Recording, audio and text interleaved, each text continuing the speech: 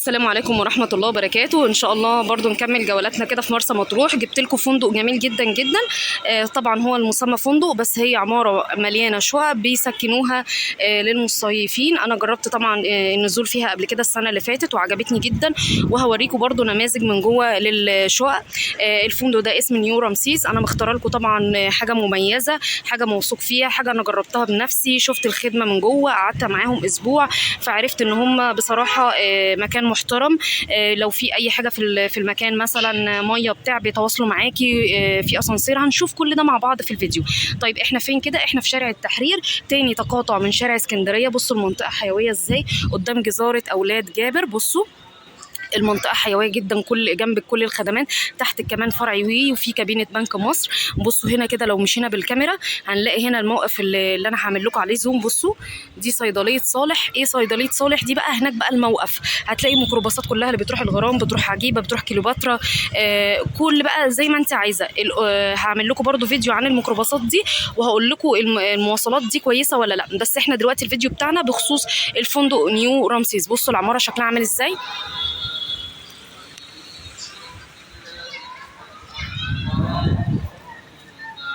ماشي، دي الواجهه بتاعتها من الشارع الجانبي، ودي الواجهه بتاعتها من بره. اهي العماره اهي.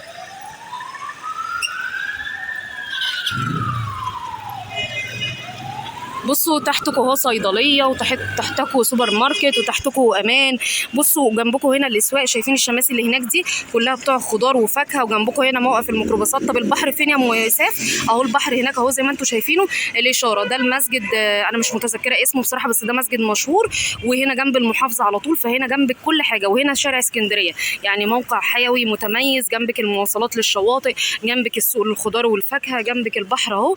تمام. وجنبك شارع اسكندريه. موقع جميل جدا جدا وعلى ضمانتي، وانا جربته فقلت اشارك اخواتي بيه يستفادوا معايا بالمكان الجميل ده، لان في معظم ناس كتيره ما تعرفوش. هنبتدي نخش الفندق ونشوف النماذج من جوه عامله ازاي. في نموذج 3 غرف، وفي نموذج غرفتين. انا لما كنت نزلت 3 ايام في ال3 غرف، ونقلت في الغرفتين. هنشوف دلوقتي، وهسيب لكم برضو ارقام المسؤول عن التسويق. وده كارت الفندق. بصوا كارت الفندق اهو، تقدروا تاخدوه برضو سكرين شوت. اهو ده الرقم، باشمهندس احمد. اهو الكارت اهو.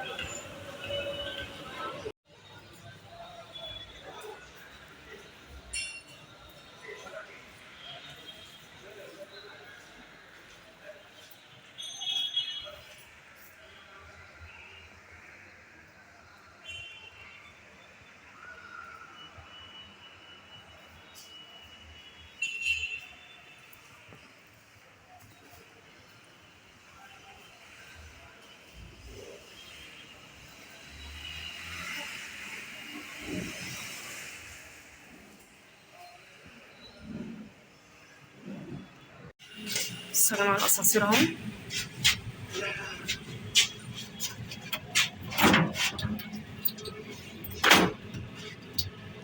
اي حد بيحجز شقه بياخد المفاتيح، صح؟ مفاتيح الاسانسير. مالوش شفره. مالوش شفره.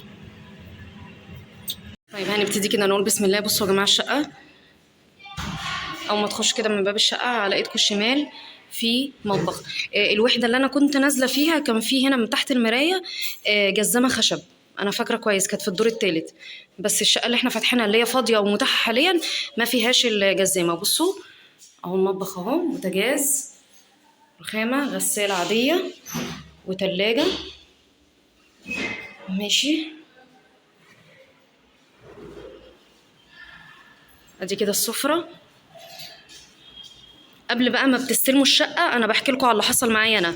بيخشوا عمال نظافه بناء على الحجز اللي انتوا عاملينه. 2 سيدات، لان كل شغالين هنا سيدات. بيخشوا الشقه دي بتبقى عروسه. تمام. اهي ده المنشر اهو. بصوا الفيو بقى.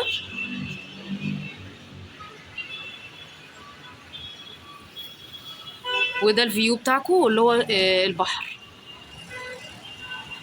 زي ما انا قلت لكم كده الشارع دهوت، ده موقف الميكروباصات اللي بيروح الشواطئ. تمام. فكل حاجه متاحه، ودي المحافظه خلاص. وجنبكم برضو البنك الاهلي، وتحت تحت الفندق في بنك مصر. تعالوا بقى نخش مع بعض كده. طبعا شيش وازاز وسلك. ودي الشاشه انتريه، والسفره اهي. تبتدوا تخشوا بقى على ايدكم اليمين الاوضه. المراتب كلها سفنج. بصوا سريرين اهم ودولاب، وادي الستاره ومروحه. تمام. نجفه اهي، نجفه اهي. نكمل كده مع بعض. بصوا اهو. تمام. ادي سرير ببلكونه صغيره، مش هفتحها لكم بقى عشان ايه الفيديو ما يطولش عليكم. وده شباك اهو، ودي ده السرير. هنا ده اخر حاجه اهو الحمام. بسم الله ما شاء الله زي الفل قشطه. هنا بقى كان في الوحده اللي انا كنت نازله فيها كان في ستاره مشمع كده. تمام. اهو السخان، وادي الشقه. تعالوا بقى افرجكم على النموذج اللي هو الثلاث غرف. بصوا ادي النموذج اللي بعده 902. كل ده احنا في الدور التاسع، ودي الوحدات اللي فاضيه دلوقتي ومتاحه. بصوا اللهم صل على النبي، ربنا يبارك لاصحاب المال.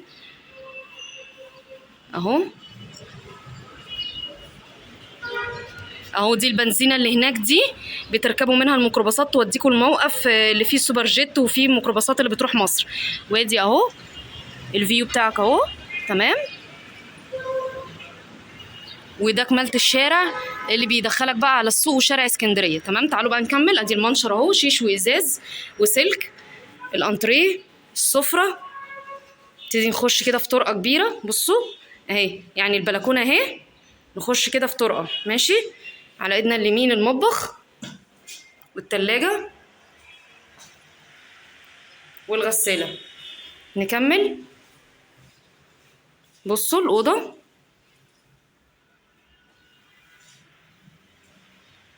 تمام. التانية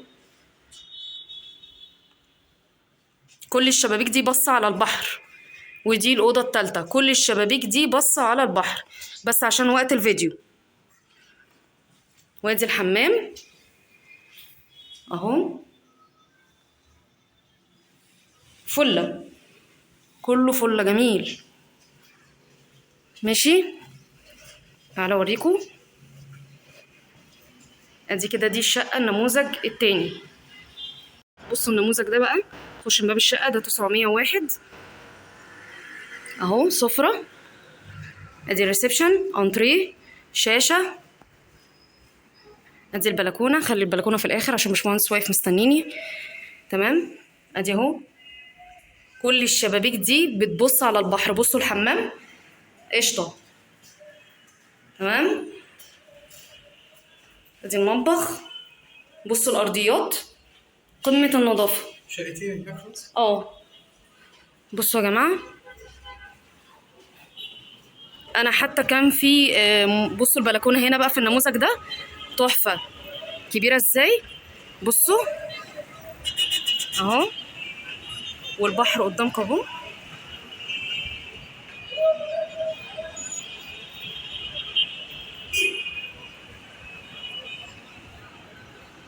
بصوا انا والله العظيم ما جايبه لكم اي مكان، المكان ده تحفه، واصلا بيبقى كومبليت صيف وشتاء.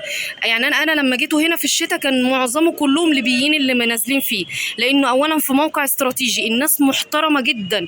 حصل معانا في الحمام الحنفيه كانت ما بتجيب ميه ضعيفه، في ثانيه كان السباك عندنا والدنيا اتظبطت في 5 دقايق. فانا لما بدلكم على حاجه انا جربتها. بصوا نكمل بس بقيه النموذج ده عشان الباشمهندس ينزل لشغله اهو. ادي الغرفه الاولانيه، دولاب، ريحه المكان زي الفل لان طبعا في تهويه في كل مكان. بصوا الحمام، سخان. وادي الاوضه الثانيه.